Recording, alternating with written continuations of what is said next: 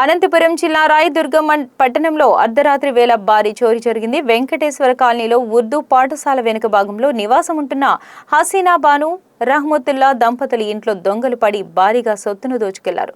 బాధితుల కథనం ప్రకారం ఆదివారం రోజున కుటుంబ సభ్యులందరూ కలిసి బంధువుల ఇంటికి వెళ్లారు. ఇల్లు ఖాళీగా ఉండటాన్ని గమనించిన కొంతమంది దుండగులు అర్ధరాత్రి సమయంలో ఇంటి తలుపులను బద్దలు కొట్టుకుని లోపలికి చొరబడ్డారు.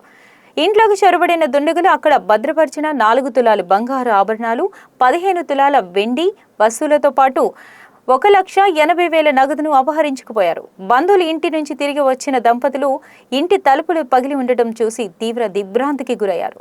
ఇంట్లోకి వెళ్లి పరిశీలించగా బీరువాలో బంగారం, వెండి, నగదు మాయమైనట్లు గుర్తించి వెంటనే స్థానిక పోలీసులకు ఫిర్యాదు చేశారు. బాధితుల ఫిర్యాదు మేరకు రాయదుర్గం పోలీసులు కేసు నమోదు చేసుకుని దర్యాప్తు చేశారు. నా పేరు హసీనా. మేము నైట్ ఇంట్లో లేని చూసి దొంగలు చొరబడ్డారు. మా ఇంట్లోన 4 తులాల బంగారము, 1,80,000 డబ్బులు పోయినాయి.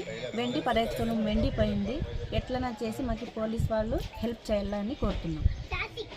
నేను ఎలక్ట్రీషియన్ పని చేస్తున్నాను. రాత్రి మా చెల్లి ఫోన్కి ఉదంతం చేసినారు. రాత్రి 4 తులాల బంగారము, కమ్ములు, పోలీస్